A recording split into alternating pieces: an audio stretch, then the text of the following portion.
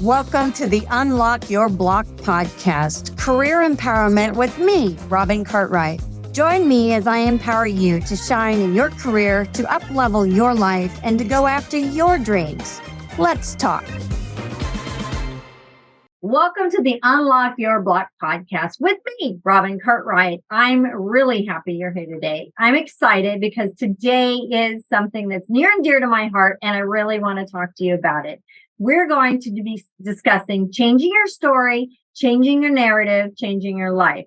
I deal with this all the time with my clients in coaching sessions, and in a conversation with Lori, we thought it would be great to bring this to you because she has a big background in this as well. So I would like to invite you to my guest, Lori Lee. And as a creator of the host of Love Your Story podcast, Lori uses her master's degree in folklore and her research in the personal narrative, along with her personal journey through emotional intelligence, to work with individuals on creating our best life stories on purpose. She is known for inspirational and empowering interviews on the Love Your Story podcast and for being able to clearly see stories, both good and bad, that people create and in a no-nonsense way helps them shift their stories into a space of empowerment and action. So, Lori, thank you so much for being here today. I'm real excited. Robin, thanks for having me on your show. I'm excited to talk to you about this too, because it's such an interesting topic. Totally is. So I work with this all the time with clients, and they're telling me about their past and why they can't move forward in their future. And it's just like this circle. So tell me a little bit about how you got into this and, your podcast and all of that. What inspired you? Well, that's a great place to start. I think that goes back to, I was just finishing up my master's degree, and I was trying to think about what do I want to do with my doctorate degree? Like, what question have I not answered yet that I'm willing to spend another 6 years researching? And that turned out to be, did your story turn out as you expected? Did your life story turn out as you expected? Now, in hindsight, I look back and I think, what a silly question. Nobody's did. I put a whole research project together. 19 out of 20 people's lives did not turn out as they expected. And of course, because when we're young, we don't picture the divorces and the eating disorders and the traffic accidents and the health issues. That's not what we're picturing. We're picturing the picket fence and the career or the motherhood or, whatever it may be. We're picturing the good stuff that we want. So when life happens, and mine did, I ended up with 3 marriages and 3 divorces, which was filled with a lot of shame for me and a lot of hurt. When you're going through that type of thing that can be so emotionally traumatic, there was a lot of stuff that I carried around in those stories, how I'd been done wrong and how I was a victim and men are all bad. And, there was a big pile of it. Excuse me. And so part of my work after I started doing that research was figuring out how to reframe. And I wasn't even aware that I needed to reframe at that point. It wasn't until I started the emotional intelligence training that they really took me to task and called me out on this. And from there, I learned this flexibility. I just came to understand the flexibility of reality. And that's fascinating when you think about it, because everything in the world, truly nothing has meaning until we give it meaning. Right. Does that make sense? Like, they're just events. Right. They're things that happen. But when we give them meaning as good or bad or painful or offensive, whatever those things are, we create that meaning. And with that, we create our emotion about it and we create the story. But those stories, all of those stories are self-created, and we can start to reframe those when we know, and if you're stuck in a story that's not serving you. Right. If what you're going through is keeping you small or keeping you angry or keeping you frustrated, that you're in a story that's not that's not helping you to bloom, which is what you help your clients do, to get out of those spaces. Yeah. So this is a great thing for us to kick around today because we have control over those stories. And when we learn the power behind that and our own ability to shift those and reframe, you have big power and you can change your future. I mean, I can't tell you how many times I deal with it with clients. I deal with it just with friends and family. And I've dealt with it for over 25 years when I was in human resources. I mean, the stories these people would have, well, because I had this as a child or that as a child, which was the exact reason why I decided not to pursue my psychology degree and become a therapist, because I didn't want to deal with all these people's stories, but I'm still getting them. Yeah. And they just, I had this done as a child, so therefore I must be this. I just have a black cloud on me. Why do you have to have a black cloud on you? You are making this, just like the color green wouldn't be green if we didn't label it green.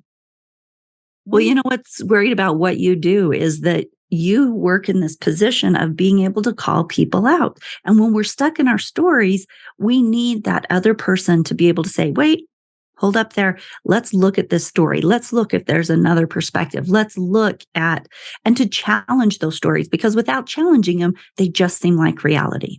Right. Exactly. So what do you think it is, and why do you think it is they get stuck in these stories? I mean, because you hear about it and they're just telling you, well, I had this and I had that and I can't move forward because of this. And they're just like stuck there. But I work with them to move them out of that. And I know you do too. So why do you think they get stuck? Well, I know for a fact the reason that we as people get stuck in that is because what we just were talking about, we see them as reality. And until you become, dare I say, advanced enough to realize that reality is a completely subjective thing, that I create my reality, you create your reality. We can be two people watching the same thing happen, and we're going to have different experiences there according to what our triggers are, according to what our past is, according to what our religion is, according to what we've been exposed to.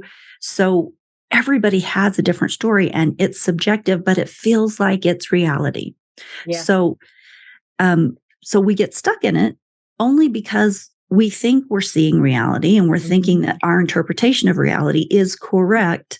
And so it's easy for all of us to get stuck. And this is why you need a coach. This is why, even after I had done an entire master's degree in understanding personal narrative, how it's told, why it's told, finding really neat things that we as people insert into our personal narratives, even after that, I still needed a coach to help me find my way out of my stories because I was so enmeshed in them. They were fact. I knew what had happened. I knew how they had made me feel. I knew, when really having the coach helped me shift out of it was huge. Yeah, it is. I mean, I went through years of therapy myself. And when you go through counseling, they bring up all the past versus when I went to an empowerment coach and she helped me work on the future. She empowered me to move into the future. And I thought, I want to do this. I want to empower people to do this. And it really opened my eyes up to go into empowerment coaching, because when you start looking at the future and, hey, that's my past. I've learned from it. I had some situations and now I'm going to move into my future, which is a different story. So I think that is the biggest part of it versus getting out of the past and moving into the future, which hasn't even been written yet. Right. So important. I don't know if you want this or not, but I have a 5-step, and basically it's a workshop, but I made it free to everybody on the podcast, on the Love Your Story podcast. And it's episodes 46, 47, 48, 49, and 50 that go through the 5 steps that Fantastic. Go to loveyourstorypodcast.com or go to wherever you listen to your podcasts and look up those episodes. They're a little bit older now, but it's 5 steps to reframing your story. And if you want, we can talk about those steps right now. Yeah. Why don't we dive into that? And we'll repeat it at the end before Lori leaves to make sure everybody can get this information. And I believe we can even put it in the notes so that you can receive this information. But yeah, would you dive into those steps? Because that would be great for our listeners. And I would love to hear your feedback on them too, with all of your experience in helping people. Maybe we can share some stories. Sure. So the first step is to accept your story. The first step, accept it.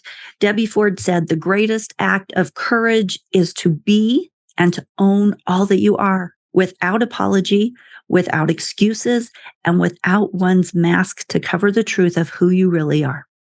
So I think that when we are, I know that when we are trying to get out of our places of shame or darkness or things we've been hiding or things we're not okay with, stories that are holding us back, the first thing we have to do is step into, this really happened.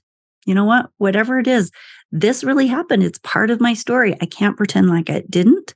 I can't keep it locked up in a box and hide it. I just need to accept that this was part of my story and I don't have to stay stuck here. In fact, this is why we're doing the work. We're not going to stay in it, but we need to accept that that happened. Yeah, you have to acknowledge your past. I mean, it's just part of who you are. It's who you are, who you are going to become, because you've learned from the past. You wouldn't be who you were. For example, my mother was an alcoholic. Had my mom not been an alcoholic, I wouldn't have the passion for helping people as much as I do, because I saw her go through what she went through. And all I wanted to do is go out and help people, which led me to my HR, which led me to where I am today. Without that, I wouldn't be who I am. It's the Great same example with many clients and people I work through. Absolutely. You have to own your past. What's the next one? The next one is to tell your story. I have a couple caveats here, but whenever stories, especially if they feel shameful, are kept in that dark box hidden under our bed where nobody knows about it, they carry a great deal more power than they do when you say them out loud. And this does not mean, excuse me, I'm not trying to say that everybody needs to get on Facebook and air all their dirty laundry. That's not good. that's not what I'm saying, because that's not a safe space. But there are safe spaces, maybe with a coach or a loved one, someone that you trust. But to be able to actually, you've accepted it and now you tell your story, because when stories, especially the ugly ones, come into the light, they're not, the light shines on them. They don't have the power of being a secret anymore, you know? So you actually learn how to tell it. And you may not fully understand how cathartic that is until you've done it. In fact, I really don't think we do. But once you actually say it out loud and you see, oh, the whole world didn't collapse. Oprah actually, in one of her books, she shared this story of when she had gotten pregnant when she was 16, I think. And she was so ashamed of this and had kept it hidden for years. And then when she was 40 or, older into her career, and forgive me if I'm getting some of these details wrong, but someone got a hold of it in the press and leaked it out there. Yes, I do remember and this story. She talked about how mortified she was that somebody, or, how was everybody going to look at her when she walked in? Was she going to be shunned? Now everybody knew her dark and dirty secret. And she said, really, she just, like when she went into work, it wasn't even a big deal. There was no big brouhaha about it, but there were people who said, that they had sorry that she had gone through it. But there was a lot of compassion. There was a lot of love. There wasn't a lot of abuse around it. And it just really illustrated the fact that sometimes the things that tie us up the most, that feel the most shameful, when we say them, when we accept that they're a part of our story and they're making us and teaching us what we need on the way, and then we can actually get it out from hiding in the box under our bed, it loses the power to influence us anymore. Completely loses the power. And it's really funny too, because when you start talking, even with my clients, when they start talking about their deepest and darkest secret, and we have them tell one person, then they tell another person, they find out it's not that big of a deal. And a lot of people already knew. That's what showed me. I remember when my mom passed away, the family started discussing about how my mom was an alcoholic, but everybody knew. Like even the Brownie Troop leaders, they knew. What, really? We all thought it was this big secret. No, it's getting it out there. And once you start telling people, you're going to find that it's not that big of a secret, because your closest friends who really care about you and the people that are important to you, either it doesn't matter or they already knew. And, again, you don't have to go out and tell everybody. That's not part of the step. Go to a trusted space and share this story that's difficult for you and check in, find out how cathartic that really is. Write a letter and burn it. You don't have to say it to anybody. Yeah, exactly. But you're right. Okay. So we've gone through the first 2 steps. What's the third? The third is the one that I think is extremely powerful for all of us. And that is finding the meaning and the purpose in what you experienced. So, for example, with mine, I think this step helped me to really reframe it extremely well, because my coach that was sitting there we're talking about the divorces and all the things that had happened. And as I started going through what did I learn from these really hard things? Well, I learned empathy. One of my marriages was abusive, and I'm a pretty dominant type A woman, and I never could understand why women stayed with abusive men.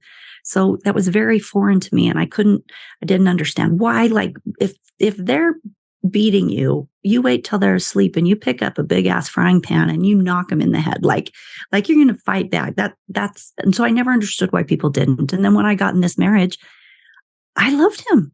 And I'd keep giving him chances. Sure. And and it was more emotional abuse. It was very tactical emotional abuse, but it wasn't physical. But I would keep giving him chances. He's apologized. We'd go to therapy. But you know what? I wanted to believe that he could get over this. I wanted to believe that the relationship could go on. And so it gave me an empathy and an understanding of something I couldn't understand before. That's just one example. Right. There was a lot of meaning behind understanding. One of my marriages, my husband had a porn addiction. That's not something that you can truly understand until you are a part of that and how destructive it can be. There are, another marriage lasted all of a few months, and then he'd never even moved in, so there's this whole really weird desertion factor. And what does it look like? What story do I build around that? And so there was all of this stuff. But when I just stopped and said, what did I learn? And again, empathy, compassion, deeper understanding of things, things that you wouldn't know until you went through it. Then all of a sudden, it's like, even though this crappy stuff happened, I don't think it necessarily makes it better. It's not like, oh, yay, I wanted all that crappy stuff to happen. But you understand the stuff you mined from it, the stuff that you got from it, how much you have advanced because you know things now that you didn't know before. So you can do a couple things in your life. You can say, why me? Which sometimes I think that's part of the process. Why me? Why not you? But also you get to choose at that point if you're going to get bitter or you're going to get better. And that's absolutely your choice. And part of the getting better, I think, is that you look at all of the things those challenges brought out of you and taught you that help you to be a better person. Right.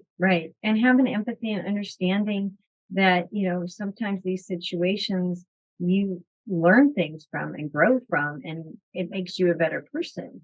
It doesn't necessarily beat you up and put you in a box and, you're this awful person. You're a better person for having gone through that because you've learned some very valuable life lessons. So, for example, I remember a client that I was working with, and she had a really difficult childhood.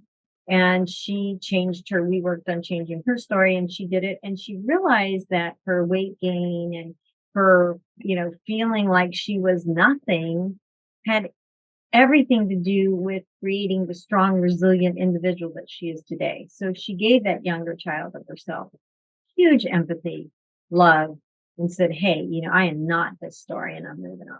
So that, absolutely. Powerful. Yeah. So that's next? Awesome. So the step number 4 is to change the lenses. We started talking about this a little at the beginning. There's a concept favorite. There's a concept in academia called the cultural eye. And I need a graphic really to show you, but basically pretend like you have a telescope, and all the different lenses that are in this telescope are your education level, your sexual orientation, your religion, your socioeconomic status, your, where you live, what gender you are. All of these things are different lenses for you. And when you can comprehend that you have all those lenses, then you comprehend that everybody else has a completely different set of lenses. And so when we are seeking to reframe a story, we can acknowledge that we are seeing it through our set of lenses. And maybe there's forgiveness that's involved. And a step in that space of forgiveness can be trying for a minute to comprehend what that cultural I is for the person on the other side of this story, right? Right. Realizing that the perspectives, the intention, all of the things involved could have been completely different. They may have been, let's say in the case of someone being sexually abused, perhaps the perpetrator also had been sexually abused, and perhaps they were a very destructive person. And I mean, that of course is a path. Unfortunately, it's a really common path, but it's a singular individual path that has to be walked in dealing with something that can be that crippling. Yes. But oftentimes the cultural I just gives a bunch of different perspectives in how to deal with it. And I think part of that reframing of a story is all of these things. It's being at peace with your own story through acceptance, through being able to say it out loud, through looking at the things that you gain from it. And then this fourth step of, okay, let's take a look now and consider how other people, who were the other players in the story, and what might their perspective been? Yeah, and forgiving yourself and forgiving them. I remember when years after I went through therapy and I went through empowerment coaching, I looked at my mom a lot different. She was an alcoholic. She did the best that she could under the circumstances, but she lost a child in a drowning at 2 years of age. Oh, wow. I don't know, having had a child myself, how you come back from that. And I don't blame her. If anything, I have empathy, understanding, and I gave her forgiveness. And I gave myself forgiveness because I was a child going through this. I didn't know anything different. And so it's okay that this was who I was. And then my lens just opened up and changed after I did that. That's a great example. Yeah, exactly. So 4 steps. Right?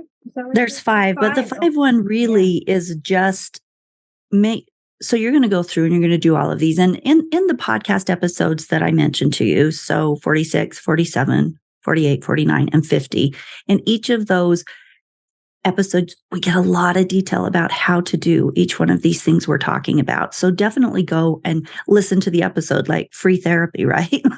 Take yourself through this workshop to get yourself to that better, more productive step out of the victim role. So use these episodes. But number 5 is after you've listened, after you've done the internal work, you've pulled out the journal, you've spent some time with these things.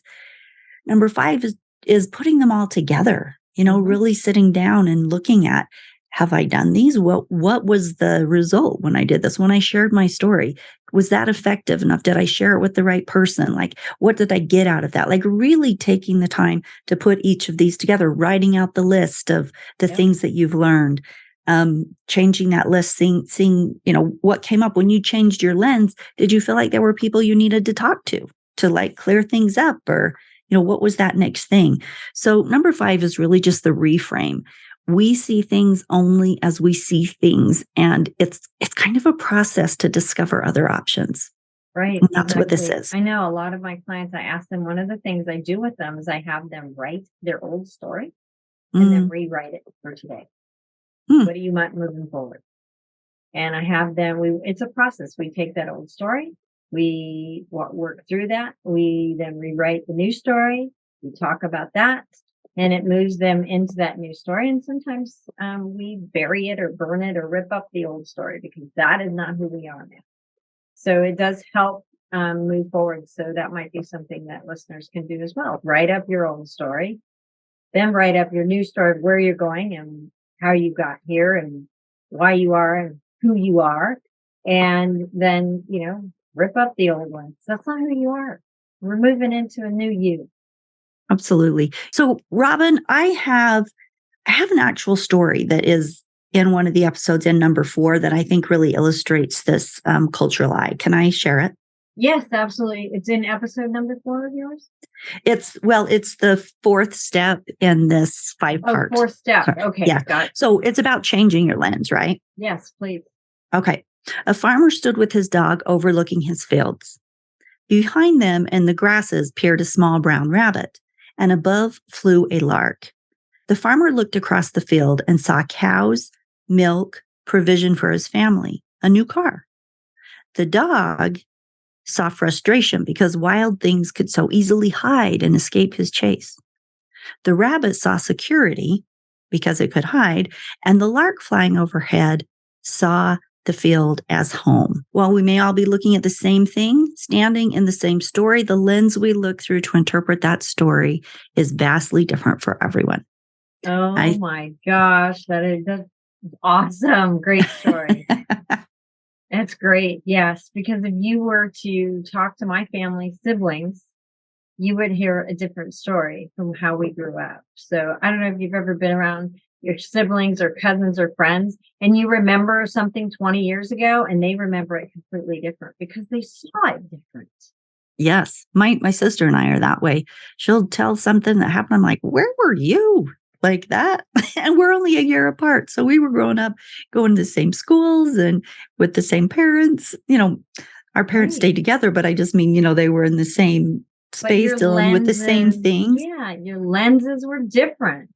And really the only difference with our lens was just the difference in our personalities, because we had the same upbringing. We're around the same people, but just because of the difference in our personality, we interpreted things very differently.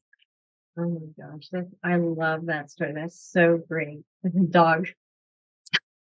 Poor dog. You didn't see it very well. That's great though. Wonderful. That's fantastic. Thank you so much. I mean, this is a subject that I could talk to you for hours on, but of course we don't have hours. But other than listening to the podcasts that you have, which are fantastic, and I highly recommend our listeners do that, what other tools would you recommend that they could do to help them with their stories? Well, this is the main tool. This is the 5 episodes. 46, 47, 48, 49, and 50. So if you go to loveyourstorypodcast.com, you can go to the episodes page and scroll down. We're at like 260 episodes now, I think. So just scroll back to those or put in the search bar 46 or, pull it up on your phone and just scroll back and go to those and listen to them in order and do the work. Like it's free workshop and they are phenomenal tools, and really listening to the whole podcast about each step will take you so in depth with it. Right. You will get just a really good start. And that's, I'll be upfront though. And Robin, this is where you come in that you might do all of those steps and you will still be able to acknowledge, I'm still stuck in this story. And that's how I was with mine. I needed that coach to pull me out, to be able to show me what I had gained and why it was good that those men were no longer in my life, and the things that them leaving, like how that made my life better, and somebody else's perspective. So whether you need do these 5 steps, see how far you can get, how far it takes you. But if you're still stuck, seek the help of a professional that can help you reframe that. Yeah, because I also would recommend that if you listen to the episodes to go and journal, take some time, write some things down. I will work with my clients and ask them to write their old story, write their new story. And working with a therapist, working with a coach, somebody that can help you, because so many times we have to have somebody else bring it to our attention. And my husband's always good at that. He'll point out a different view than I'm in because I'm stuck on the one view I'm in, and then he'll see it completely different. I'll go, oh my gosh, I didn't even see it that way. So it does help to have a coach or a therapist work with you and help you through these. Don't feel it you have to do it alone. It's funny. I went to go visit my son this weekend, and he was telling me about all his pitfalls and challenges. And I just told him, I said, you know what? If you ask for help, it's a very good thing, because asking for help is actually asking for success. It's not being a failure. I like that. Ever see it that way? It's asking for help is asking for success. So you want to be successful in your life, ask for help. It's a good thing.